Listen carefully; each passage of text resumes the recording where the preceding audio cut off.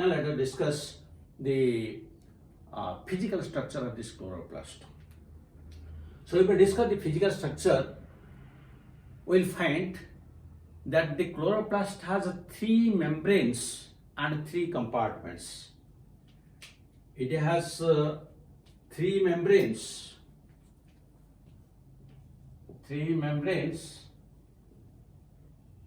and 3 compartments. So what are these membranes and compartments? Let us see. Now in case of hair plant, usually it looks like this. This is the outer membrane, which is very smooth. Then there will be one inner membrane, inner to it. That we say out of 3 membranes, 2 membranes are there. Now the third membrane, that will give rise to thylakoids.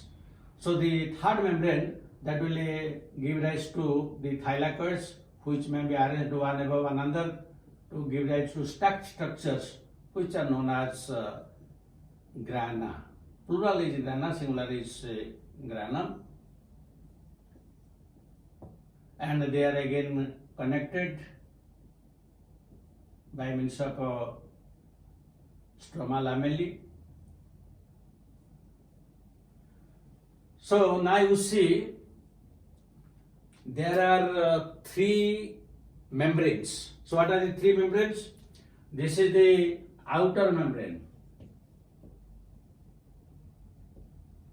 This is the inner membrane. And this is the thylakoid membrane. 3 types of membranes. Then 3 compartments. So what are the 3 compartments? The space between the outer and inner membrane, this compartment is known as periplastidal space. Periplastidal space, which is about 100 to 200 angstrom wide. This is the first compartment.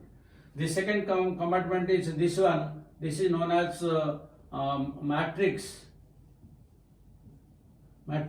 or stroma. This is the space. And the third one, that is within this thylakoid, which is known as lumen. So now you see there are 3 membranes, outer, inner and thylakoid membrane. There are also 3 compartments, that is periplastidal space, then this is stroma or matrix, and then the lumen. That means within the inner membrane, the entire space is known as matrix or stroma, in which several sac-like structures known as thylakoids, they are arranged one above another to form just like a pile of coins. So this is known as granum. The total structure is known as granum. And in each granum, you will get around to 50 to 100 thylakoids are there. In each granum. And how many grana are there? Usually the number of grana is around 20 to 50 grana per chloroplast. That means per chloroplast 20 to 50 grana are there, and in each grana there is around 50 to 100 thylakoids are there. Now this that means these are known as granal thylakoids. This is known as granal thylakoid, while these 2 grana are interconnected. This is known as stromal thylakoid, or we can call stroma lamellae. So this granal type of chloroplast is usually present in all types of plant cells, but these grana are completely absent in case of the bundle cells of CD4 plants, where it is known as agranal. That means agranal chloroplast. Agranal chloroplast that is found in bundle sheath cells of C4 plants. they are absent. So there is a granule. So this is the structure of this granule structure, the thylakoids, and this is stroma. Now the main function of the chloroplast is photosynthesis. And you know that in photosynthesis there are two types of reaction. One is light reaction, the dark reaction. Now these light reaction and dark reaction are physically separated from each other here in the chloroplast. The light reaction takes place in the granule part, while the dark reaction takes place in the stroma or matrix. So for the light reaction, the different types of pigments, the chlorophylls and carotenoids are required. That means they are present in these thylakoid membranes. The pigments are present in these thylakoid membranes because the thylakoids are also double membrane. So if you draw one structure, the thylakoid structure here.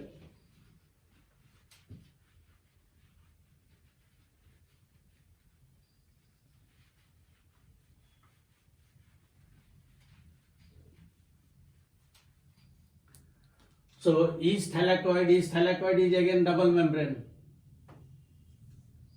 And in this membranous structure, the chloroplasts, they are present usually, the chloroplasts and carotenoids, they are present here. And they usually absorb the energy of the sunlight or energy of the sun. Now, how many chlorophyll molecules receive one quantum of light? Usually it is said that 230 chlorophyll molecules, they give rise to one unit that is known as quantasome. Quantasome, and in each quantasome 230 chlorophyll molecules are present. But nowadays this quantasome word is not in use, that is replaced by the terms pigment system 1 and pigment system 2. So in photosynthesis usually we discuss about pigment system 1 and pigment system 2. So where they are present? Now if this is the thylakoid membrane, then the pigment system 1, if this is the pigment system 1, PS1, and the pigment system 1 is usually present, the pigment system 1, it is present in the non-oppressed part, that is outer side. It is present in the non-oppressed part of granule and stromal thylakoids. And non-oppressed means outer side. While pigment system 2, that is present in the oppressed part of only granule thylakoid. And oppressed part means only the inner side. That means on the inner side it is present. So this is pigment system 2, that is present on the inner side of the granular thylakoid, while the pigment system is present on the outer side. This knowledge is very important to understand the chemiosmotic hypothesis of the how the electron flow takes place during photosynthesis. So this is about this how they are arranged, all the pigments, that is the chlorophylls and carotenoids, they are present, and this empty space is known as lumen. Lumen, where the photolysis of water takes place and oxygen is liberated. So this is about the thylakoid, and this is the granum thylakoids. Now this part is known as matrix or stroma, where the dark reaction takes place. That will say, in case of stroma or matrix, the dark reaction takes place. Dark reaction of photosynthesis takes place. That means all the enzymes, proteins that are required for dark reaction, including the enzyme Rubisco, they are all located in this matrix. So this matrix also contains different types of proteins, the lipids, and this here also you will find the DNA, RNA, and 7 ribosomes. All these things are present here. So this is the structure of this chloroplast. Now, in addition to this structure, the chloroplast has another important character, that is the autonomy. That is the chloroplast, like that of the mitochondria, is a semi-autonomous organelle. It is autonomy. In case of chloroplast, there is a DNA is present, and that DNA is known as ctDNA. ctDNA. Then this DNA has a capacity of both replication and transcription. That means it can produce its own DNA, and also it is capable of producing RNA. So it can give rise to mRNA. But this ctDNA is naked. Then it has 70s ribosomes. That means since it contains DNA, RNA and 70s ribosomes, the chloroplast can synthesize some of the proteins for itself.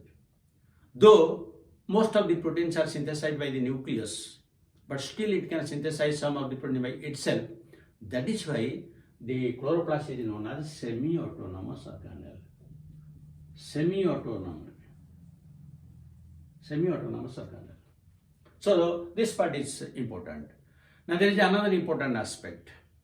The chloroplast has some similarities with that of bacteria. So next is similarities with the prokaryotes. We can prokaryotes. So what are the similarities? Here there is you will find that is naked DNA. Naked DNA is there. Then the RNA is there in both the prokaryotes as well as the chloroplast. Then the ribosome is 70s ribosome is there in both cases. Then both divide by fission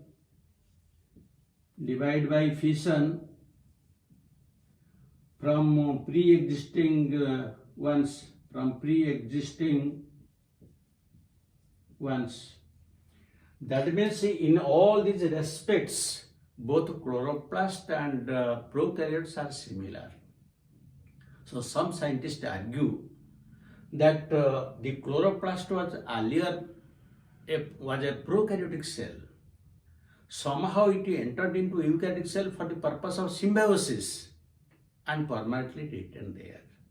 So this is known as that you can tell it is as a bacterial endosymbiosis. We can call it bacterial endosymbionts. That means the chloroplasts are bacterial endosymbionts. Or you can tell that the chloroplast is a prokaryote present within eukaryotic cell. So these are the important from examination point of view. Then the last that we will discuss different the functions. As already you know that the main function is photosynthesis, but besides that some additional functions are also there.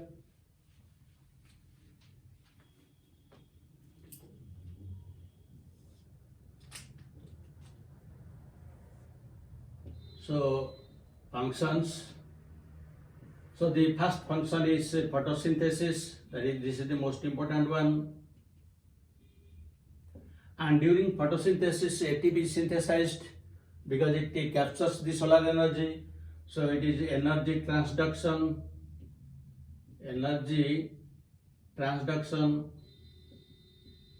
The third important factor is it consumes carbon dioxide from the atmosphere. Consumes carbon dioxide from atmosphere. Side by side, it releases oxygen. Then it is also site of certain fatty acid synthesis. Synthesis of fatty acids. And another function is reduction of nitrite and sulfate also takes place here. So though photosynthesis is the most important function, in addition to that these are also some of the very important functions. So I hope now you have very clear idea regarding the different types of plastids and their functions. So wish you a very bright future. God bless you.